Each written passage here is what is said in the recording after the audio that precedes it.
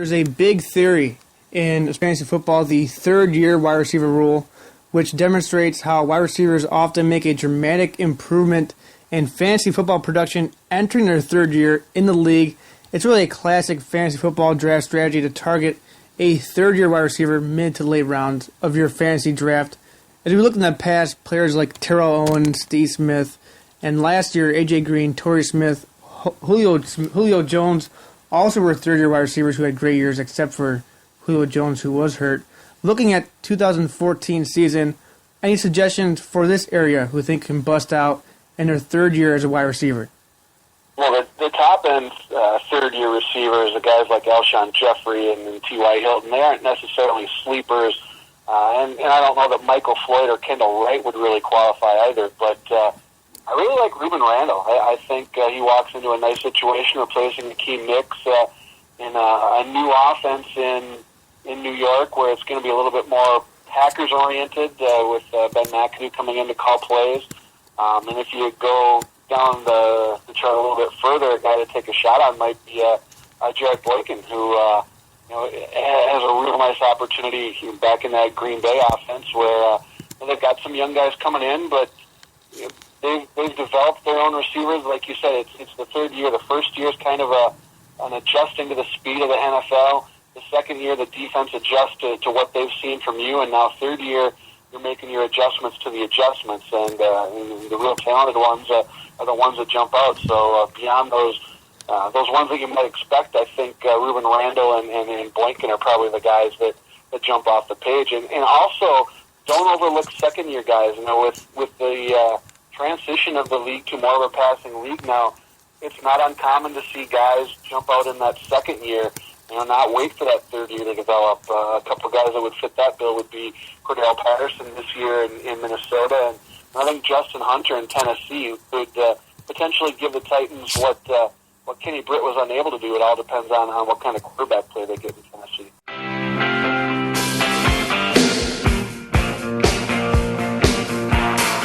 What are some tips that you have for somebody who's beginning their first year playing fantasy football?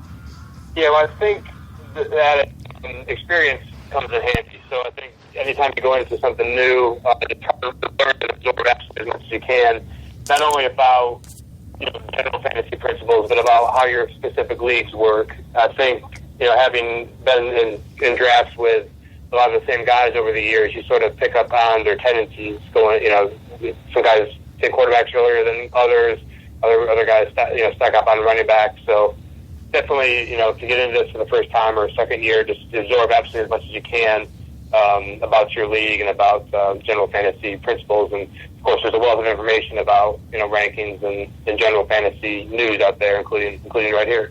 Yeah, what are some mistakes that you see during drafts that makes you shake your head and be like, oh, man, what is this person doing? Yeah, I think a lot of it is over-the-hill guys, a lot of name players that you'll see that get taken, far too early, first or second round. That seems to be the mistake I've seen mostly over the years. So, and then some guys, will stock up on a position unnecessarily. For example, I was in a draft last year where a guy took two quarterbacks in the first 4 rounds. So, that's scary. So.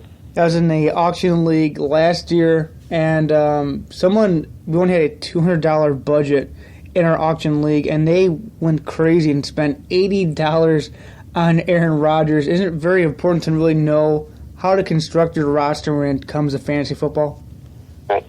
Yeah, for sure. So, and I think that's a lot of things too. That guy apparently just was all in on Aaron Rodgers and absolutely had to have him.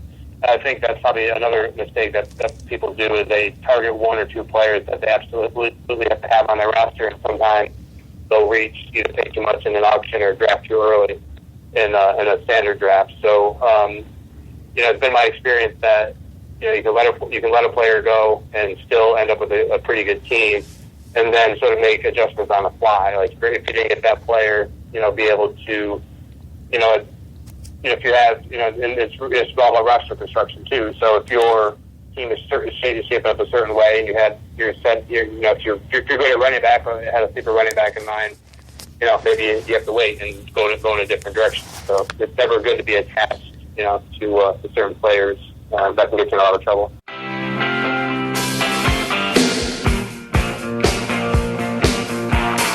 Brandon Flowers signed with the San Diego Chargers. Before we get into how he shapes and improves that Chargers defense, were you surprised that the Chiefs let him go? I'm surprised it took them as long as it did to make the decision to let him go. I was a little surprised they released him at all, given the other cornerbacks on that roster and how those cornerbacks played last year. Like Marcus Cooper was awful more often than not as a rookie. Yeah, the release itself surprised me a little. The timing surprised me even more because it essentially set the stage for San Diego to be able to acquire Brandon Flowers. I think if Flowers is a free agent back in, say, March, that the Chargers wouldn't have had the cap space to really make a run at him. Brandon Flowers would be playing somewhere else right now. And now they've essentially filled one of the biggest holes on one of their division rivals for him. So, I mean, if I'm the Chargers, I'm happy. I don't know about Kansas City. It looks like the Chiefs are moving somewhat backwards, and the Chargers really upgraded that defense. How does he fit well in this Chargers defense? Well, I think he's the best quarterback on that team the moment he sets foot on the field. And it's going to offer them, not only does it offer them what Brandon Flowers himself brings to the field. I know he played badly last year, but I think it was 3 years running before that he was a top 10 quarterback at Pro Football Focus. So it's not like Brandon Flowers can't play. I think part of it was just he had a bad year and he didn't really fit the new scheme in Kansas City that well. So I expect him to rebound in San Diego. But it also, with their first-round selection of Jason Verrett out of TCU, not only will there not be as much pressure for Verrett to play full-time right out of the gate, but now they're in a situation where they can kick Verrett inside to the slot, which is kind of where he projects better anyway. I mean, it was one of the better signings of the entire offseason, in my opinion, and certainly the best signing since the first we were had. I love this signing for San Diego.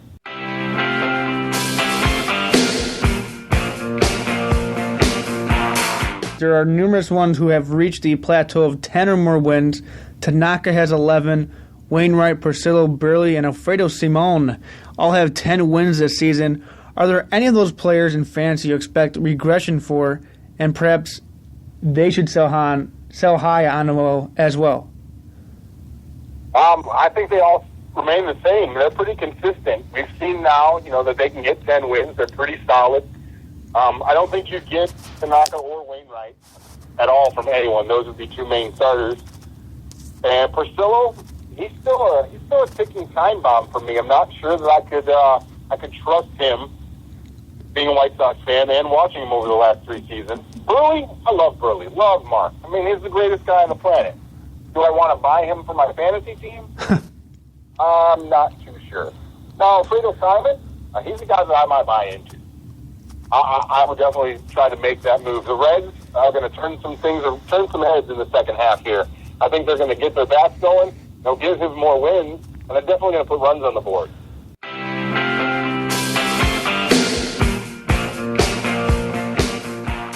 But there are some problems you have with the NBA draft that you think it's a violation for numerous rights. What is your thing with the NBA draft and the problem with it? Well, I don't have a problem with it because it's been collectively bargained, but on the surface, if you look at it, and I do pieces on the NFL draft, NHL draft, Major League Baseball draft, on the surface, it does violate Sherman antitrust laws because you can't tell somebody who's 18 coming out of college or college graduate, look, there's only one job out there, and it's only one company that's interested in you, and you can not negotiate with any other company, even though other companies might want your services. You're just limited to just this one opportunity, or you can go take your talents overseas, or you could sit home. And it really only affects 60 people, but on the surface, that's what's happening. It's a block of trade, your trade, coming out of college, that you're only able to talk to one person at a set salary, and you can't negotiate. Now, drafts are You hear a lot about the draft. Well, they're here for competitive balance. They're here for this and that. Yeah, they are here for competitive balance, but basically they're here to keep owners from overspending for talent. And the reason why it's made legal is pretty simple. Under collective bargaining laws in the United States, one party, in this party it's the owners, can make it an agreement with the Players Association or the union to block out people who are not part of the union. And it makes it all legal. So that is why there is an NBA draft. Now, there are nuances in the various drafts. Major League Baseball drafts 18-year-olds. If they don't sign, they go back into the pool and they redraft them at 21. National Hockey League, it's 18. If they don't sign them, they being the teams, they can come back at the age of 20. And in the NFL, the NFL, you have really very little to choose from. You could sign with the NFL. You're not going back to college. Or you could sign with the Canadian Football League, or you could play semi-pro football, which is why players are very careful when they look at the draft after 3 years on campus. That if they know if they're going to get drafted, then they go into the NFL. If they think they're not going to be drafted, they go back to college, because there really is no place else for them to go except the Canadian Football League, and there's really not that much money up in the Canadian Football League.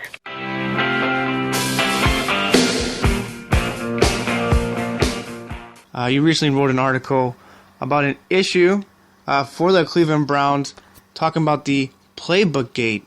What exactly is that? Well, the rumor was that the Jets gave away playbooks, their defensive playbooks, and handed them out like Halloween candy. And one of those playbooks went from Rex Ryan to the Alabama coach, then to Bill Belichick. And as a result, on the NFL channel, Antonio Cromartie said that the Patriots knew exactly what the Jets were going to do based upon their pre-snap alignment. Now, I don't care about the Jets. I don't care about the Patriots. I don't particularly care about Antonio Cromartie. But if, in fact, the Pettin defense, who was the defensive coordinator at the time for the Jets, if the Pettin defense can be read based upon alignment on a pre-snap read, that could be a problem. I don't know that it will be, but that was an issue that came out of Playbook Gate that I don't think anybody else was listening to or looking at, and I just had to mention it to the fellow Browns fans that follow the FryingPanSports.com. Do you think a lot of other teams do this, though, besides the Patriots, that they former players, former coaches do give out their previous playbooks to them? I don't know. I would suspect that in a lot of cases, the teams are a lot more judicious in making sure that cut players, for example, turn in their notebooks or turn in whatever they have as their playbook information. I don't think that it goes on a lot. I think it's, in Rex Ryan's case, it's just pure hubris. He thinks he's the smartest guy in the room. And my experience has been the people that think they're the smartest guy in the room normally aren't even in the running. Are you surprised that the NFL has not really taken his word seriously for Cromartie for what he said? No. Cromartie is famous, in fact infamous, for spreading a lot of things around, particularly his offspring that he has scattered hither and yon. So I don't think that this is an issue. And the only issue that I had with it was that, again, Pettin was the defensive coordinator, and if there is a conference that will eat you alive based upon pre-snap reads, if it's predictable what you're going to do, the AFC North is that conference. You've got two of the very best in Flacco and Roethlisberger. You don't want to do that in the AFC North.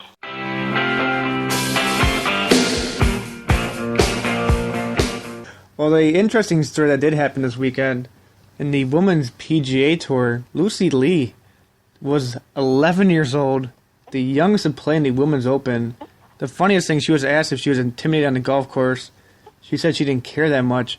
Maestro, what were you doing when you're 11 years old while she's already on the tour? How remarkable is that? Well, here's the funny thing. For all of my business life and my whatever career I've had, I've always been associated with guys who love to play golf. Mm-hmm. And I hate golf. Because I don't like to spend 16, 17 hours every Saturday and Sunday on a golf course with three guys that I don't know from the club. When I could be home with my family, sitting out on my back porch, having little cookouts, Saturday mornings I love, Sunday mornings I love. But these guys would go to their club that they belonged to, and they'd get hooked up with three guys they didn't know, and they'd spend 18 holes or about 3.5 hours with these guys.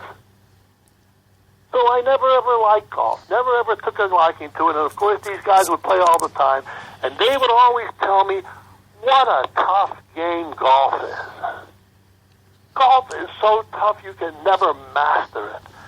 Look at the way he hit that ball. There's Amen Corner. Here's where Jack Nicklaus hit this thing over a rock, and it bounced in. Here's where Gary Player hit it off the tree, and a branch flew it into the hole. I've been hearing these stories for years and years and years. I can't wait to make the phone calls to them this week to tell them that an 11-year-old girl, 5'1", 100-pound sixth grader, hit 78 in 2 rounds at Pinehurst 2, where they had just played the United States Men's Open. You're going to shatter a lot of egos right there, Maestro. I got guys that haven't shot a 78 on Billy Bob's chip and putt course here in Irwin. This kid's 5 feet, 100 pounds. She's whacking the ball 250 yards. Are you saying conspiracy? Is she perhaps taking any steroids? Something's gone on with this little child. But I'm happy for whatever it is, because now I can call these guys and say, look, you guys are telling me you're playing a game. Look, I used to play basketball. I never ever played against a girl who was 11, 5 feet, 100 pounds, and she beat me. Do you think a lot of women on that course playing against her in that Women's Open were like, what am I doing wrong where she is playing when she's 11, but I'm still figuring out my game when I'm in my mid-20s? I think a lot of them were making a phone call looking for another profession. Yeah. Cooking. Yes. I'm out of this profession. Yeah. Oh, if I'm Michelle Wee 24, that little Lexi Thompson, she's another young girl. Mm-hmm. I think it would be a nice hookup there. Michelle Wee and Tiger Woods playing, like, what do they call that? The couples tournaments they have. Mm-hmm. Remember the golf? That's the thing about golf. They always have a lot of tournaments, and they always have a lot of rules. More rules than soccer. Oh, my God. And then they have guys that are on the sides telling you not to be quiet, to be quiet. How about the guy in Roger Maltby's cart who at the U.S. Open on the 11th hole hit a North Carolina State Trooper? You got arrested for that, too. He got arrested for DWI, reckless driving. He's on a golf course in a golf cart, and there was a big commotion. I was resisting arrest. They got him on too. That sounds like my Saturday nights. Yeah. Well, tell me about your Saturday night. Now, you went out on a date, I did. and did you apply? Just review for our fans what the 2 rules of happiness are. Number 1, never ask any questions. 2, never give any opinions.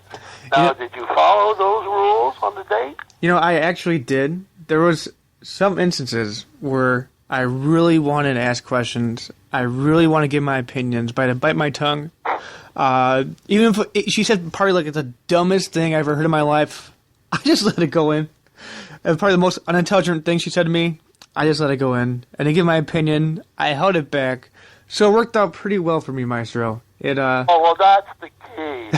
Worked out pretty well for me, Maestro. What's pretty well on your scale of wells from 1 to 10? 10, well. Oh, well, see? No thank you cards for the Maestro, no little presents in the mail, nothing. You'll get a gift basket. Okay. Muffins, gift It basket. worked, though, didn't it? Because when someone says something really stupid and you don't make a comment, you really come out looking a lot better. Dude, I felt a lot more intelligent after that conversation.